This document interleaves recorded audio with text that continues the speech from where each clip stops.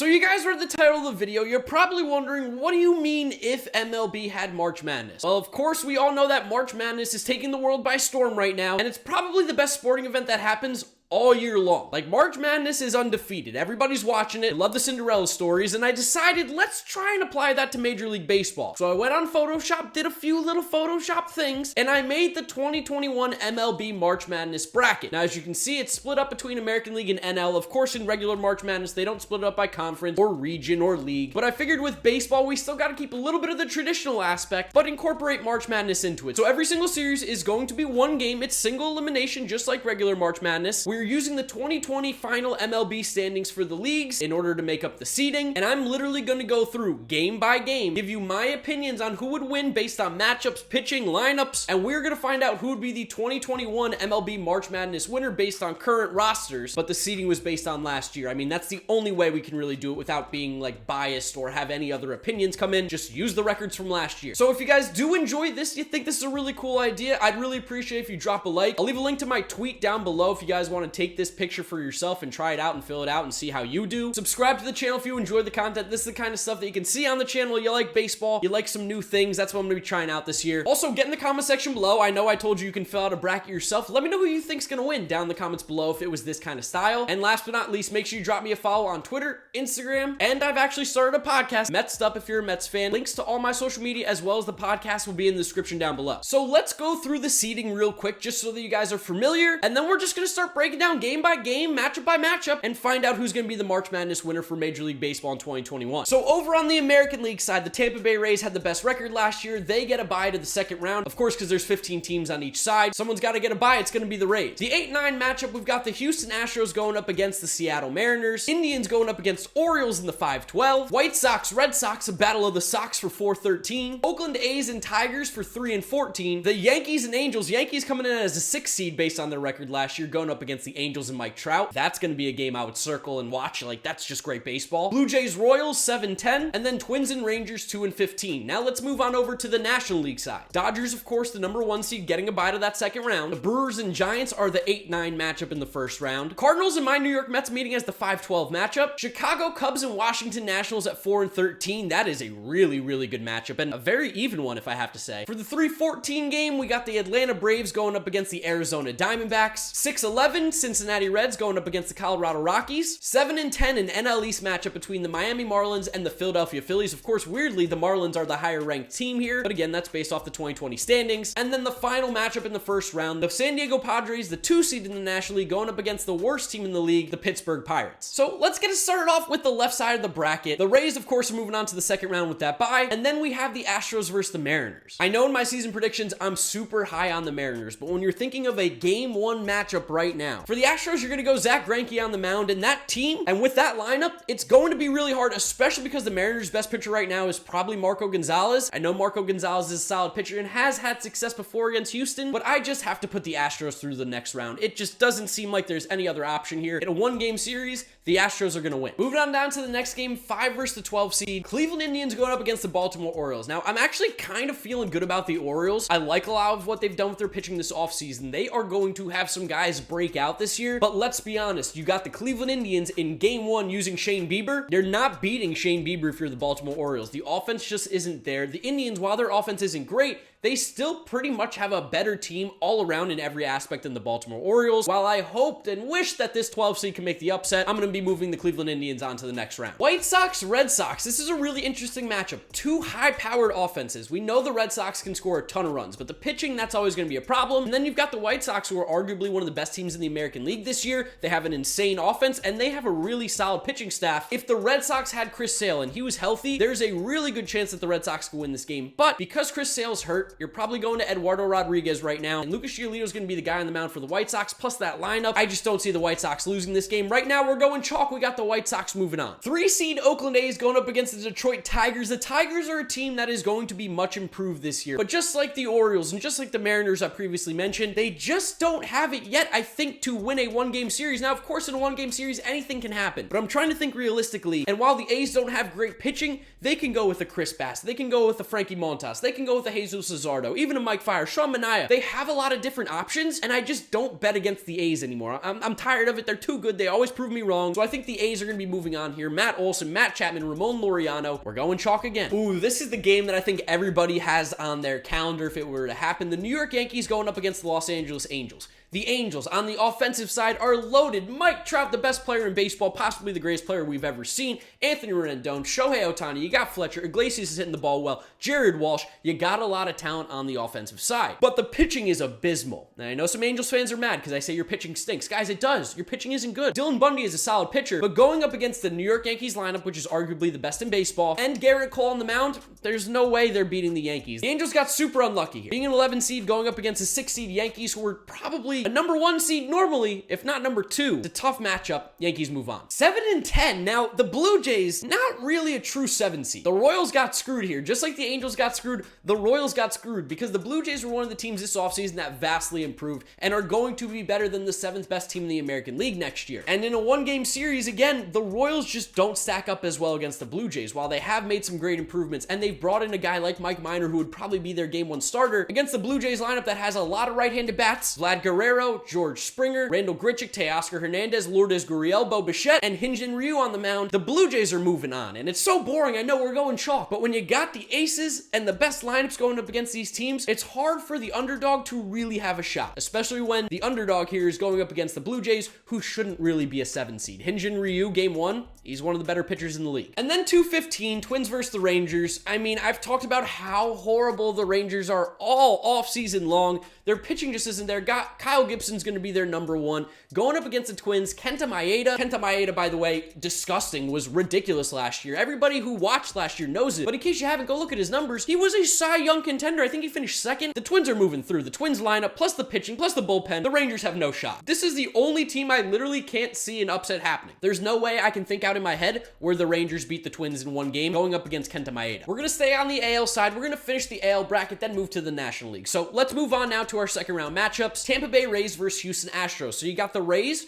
going with Tyler Glasnow game 1. They're fresh, they're feeling good. And the Astros are going to be going with what? Lance McCullers in game 2 most likely as their number 2. The Astros and Rays are a great matchup. And Tyler Glasnow is filthy. This one's really, really tough. You got the Astros lineup, you got Bregman, you got Correa, Altuve, Kyle Tucker, Yordan Alvarez, Michael Brantley. Oh man, am I picking the Astros? The Rays are so good. I think in a one-game series, especially with the just volatility of Tyler Glasnow, and let's be honest, he hasn't been as good as we want. We know the stuff he has is filthy and he can turn it on at any moment, but consistency-wise, it hasn't been there. We're getting our first upset. I'm moving the Astros on to the next round. 4-5 matchup. AL Central powerhouses here. You have the Chicago White Sox going up against the Cleveland Indians. White Sox going to be the home team, the lower seed, of course. Game 2 for the White Sox, you're probably going with Lance Lynn, and that offense is incredible. Game 2 for Cleveland, you're either going Zach Plesac, Aaron Savali. I'll give him Plesac game 2. I just don't think that this Indians offense is going to be able to match what the White Sox are going to be able to put up against Zach Plesac. The White Sox are filthy. They're one of the best teams in the league. I'm putting the White Sox through the next round. Lance Lynn leading them to, I don't even know, is that called the Sweet 16 now? No, the Elite 8. That would be the Elite 8. Here we go. Moving down to the bottom half of the bracket now, we got the Oakland A's going up against the 6 seed New York Yankees. And on the mound for the Yankees, you're probably going to go Jameson Taillon, Corey Kluber. For the A's, it's going to be whoever you didn't use in game 1. And while the A's are a really solid team, the Yankees here at a 6 seed, they just got underseeded. They got extremely lucky with their placement. I think they're a really tough matchup for the Oakland A's. I'm moving the Yankees on to the next round. Doesn't really matter who's on the mound for them. That lineup plus their bullpen and Jameson Taillon and or Corey Kluber, I'm going to say it's just Taillon for now though, is still a really solid pitcher. The Yankees are moving on to the Elite 8. And then here's where it gets a little tough. You got 7-2 Minnesota Twins, Jose Barrios on the mound going up against that powerful Blue Jays lineup, but it's going to be Robbie Ray on the mound for them. And this is the huge problem with the Blue Jays this season. Their pitching after Hyun-Jin Ryu falls off drastically while the bullpen is extremely solid. That lineup for the Minnesota Twins, which is right-handed heavy, is a horrendous matchup for a guy like Robbie Ray. Even if you go Tanner Roark, I don't feel like that helps either. So for this reason, while they're both extremely high-powered offenses, and Jose Barrios isn't a Cy Young, but he's a very solid pitcher, and he's got great stuff, I gotta move the Twins on to the next round here. I'm sorry, Toronto Blue Jays. I wanted you to be the Cinderella team, but right now, the Twins are just better. especially on paper, especially in this matchup in a one-game series. It's going to be tough to beat them. Now for our Elite Eight, moving on to the Final Four, we've got the Astros going up against the Chicago White Sox. White Sox going to throw Dallas Keuchel, the former Astro, out there in Game 3 to face Houston with that powerful lineup and a pretty solid bullpen. And then the Astros are going to go with Jose Urquidy / Christian Javier, because now we're starting to get into the time where, like, you could throw a lot of different guys. For me, it's really tough because, again, you got a lefty going up against that Houston Astros lineup. It's going to be a tough matchup, but this White Sox lineup is so good. And Jose Urquidy, while he is a solid pitcher, I don't think has good enough stuff to really stop the White Sox right now. So for me, with this matchup, I think the White Sox with Robert, Abreu, Anderson, Moncada, Jimenez, Grandal, Andrew Vaughn, I feel like I'm forgetting somebody because his team's so loaded. I'm going to have the White Sox moving on to the Final Four. And then in the bottom half of the bracket, Elite Eight matchup, you got the New York Yankees going up against the Minnesota Twins. For the Yankees, Corey Kluber is going to be on the mound. That's who we're going to decide they go with before kind of turning that rotation back over. And for the Twins, it's going to be former New York Yankee Michael Pineda. This one is a really, really tough matchup,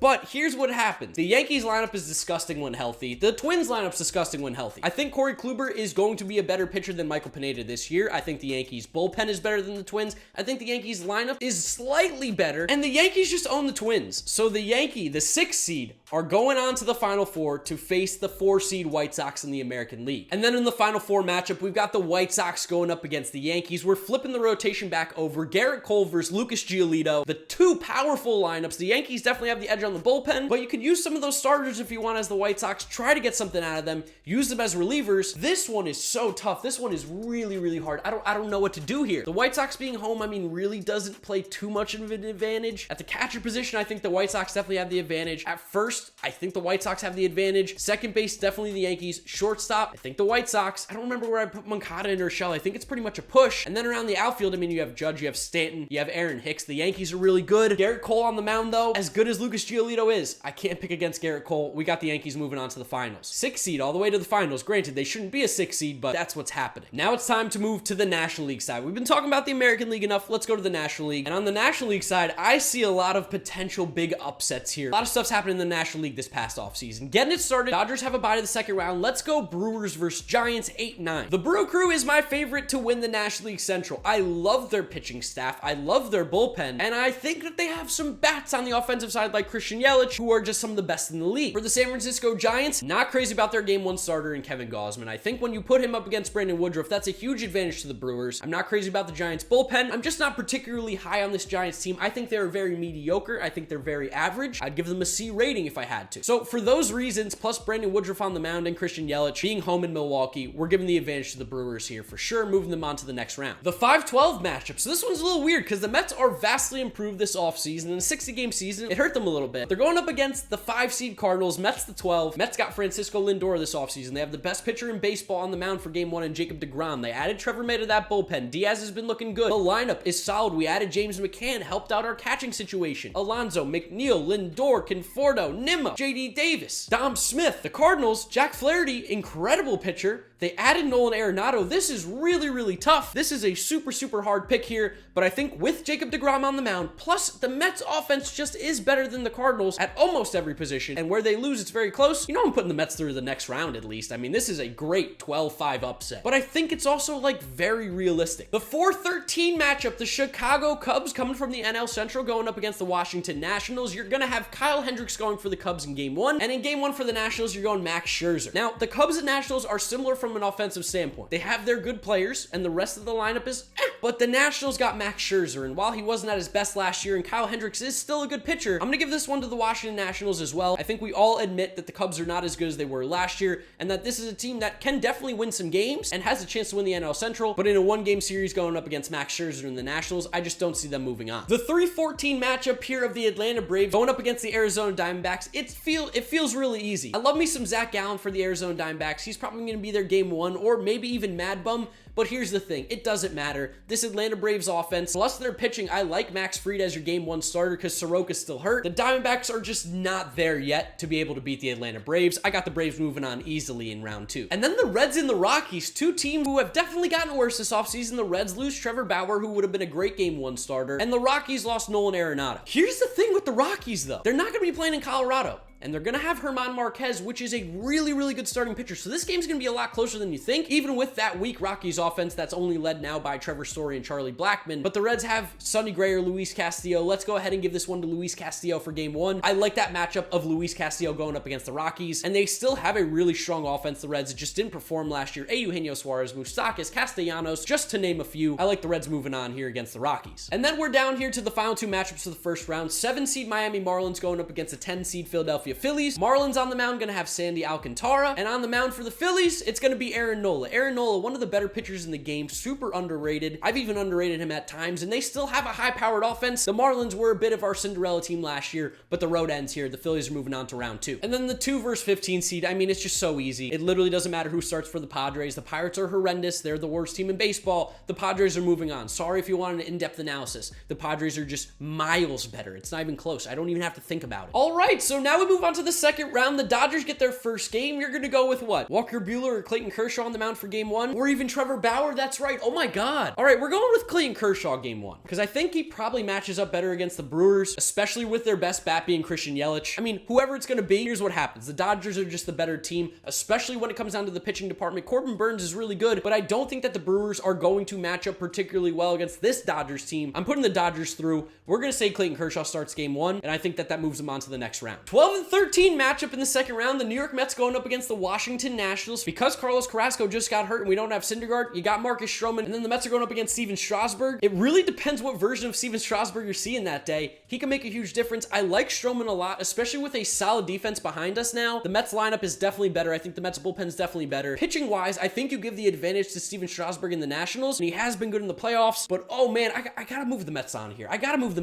If you're giving me a one-game series, I'm trusting the Mets more than the Nationals. If this was Corbin, I think it's a little different, but because it's gonna be Strasburg, I'm going with the Mets. All right, so our next matchup is Braves-Reds, a repeat of what happened last year in the playoffs. Trevor Bauer pitched for the Reds, unfortunately, that time. They don't have him on the mound this time. They've got Sonny Gray, who's a really solid pitcher, going up against Charlie Morton, I think is what we're going to go for game two for the Braves. I know Charlie Morton had a down year, but I think Charlie Morton is going to be a tough matchup for the Reds. And let's be honest, a lot of these batters on the Reds team haven't faced Charlie Morton very often, who's spent a lot of time in the American League recently. Braves lineup's really good. While Sonny Gray is a great pitcher, I don't think it's enough to knock off the Braves. The Braves move on to the next round. And then for the 2-10 matchup, the Philadelphia Phillies are going to have Zach Wheeler out on the mound for them, and that high-powered offense going up against, well, the second best team in baseball, the San Diego Padres. You could go with Blake Snell, you could go with Yu Darvish, you could go with Dinelson Lamet. We're going to say that the Padres went Yu Darvish game one, and they're going to go Blake Snell game two to kind of neutralize a little bit of Bryce Harper. I mean, regardless, I think this Padres team, even with Blake Snell on the mound and that great bullpen, is still going to be too much for the Philadelphia Phillies. The Phillies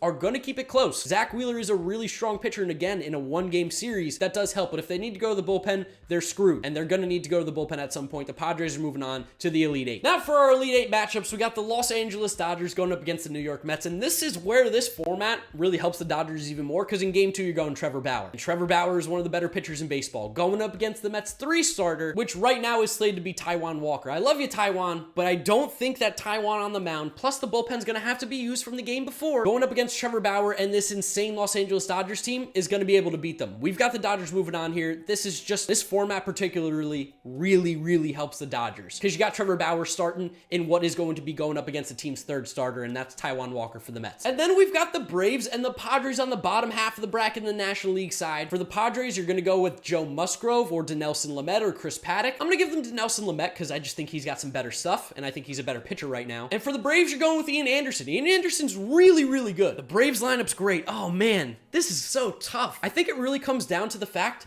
that the Padres, in my eyes, have a better bullpen than the Braves. I like Dinelson Lamet a little better than Ian Anderson, but it's so close. Ian Anderson's good. Oh, this is so tough. This Padres lineup, though, this Padres team, it's too good. The Padres are moving on to the Final Four to go up against, of course, the Los Angeles Dodgers. And then moving on to the final matchup, going up against the Yankees, we've got the Dodgers versus the Padres. For the Dodgers, you're going with Walker Buehler as your 3rd starter, which is insane. And the Padres are probably going to cycle back over, maybe even use Chris Paddock, but we're going to give them the benefit of the doubt here. They're going to go with Yu Darvish. This is a really hard matchup matchup to pick. This is the hardest one. I mean, it's the 1 and 2 seeds respectively, and that's probably what it's going to look like this season at the end of the day anyway. You got to give the slight advantage, I think, on the pitching side to the Los Angeles Dodgers with Buehler over Darvish, but it's damn close. Bullpen-wise, I think they're pretty much even. Maybe a slight advantage to the Padres. And then lineup-wise, it is so hard to pick against the Dodgers. Mookie Betts, Cody Bellinger, Max Muncy, Justin Turner, Corey Seager, Chris Taylor, AJ Pollock, Will Smith. I'm sorry, Padres fans, we're moving the Dodgers on to the finals here. And here it comes down to the final matchup, and honestly, a lot of you probably could have predicted this. The Yankees, a technical Cinderella story, as a 6 seed making it to the finals, going up against the Los Angeles Dodgers, who are the favorite in every single aspect of baseball to win the World Series this year,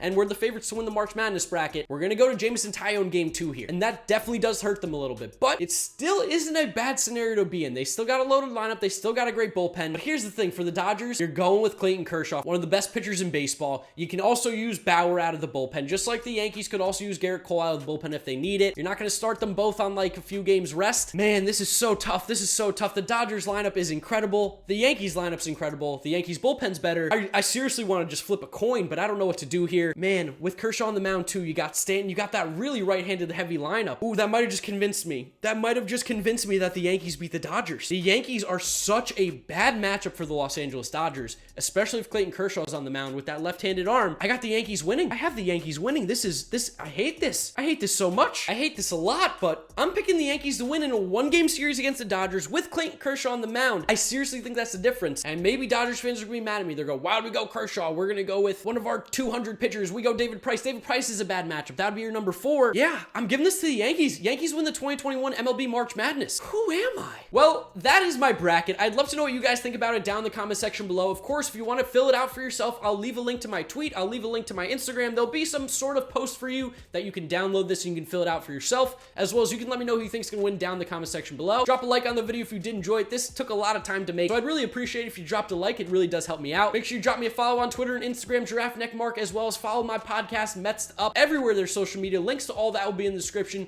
Thank you guys so much for watching today's video. You guys know the drill from here on out. YouTube recommends you watch this video. This is my most recent upload. Click through those if you have not yet seen them. Thank you guys for watching, and can't believe I picked the Yankees, but I think in a March Madness style bracket, they're the winners in 2021. Bye.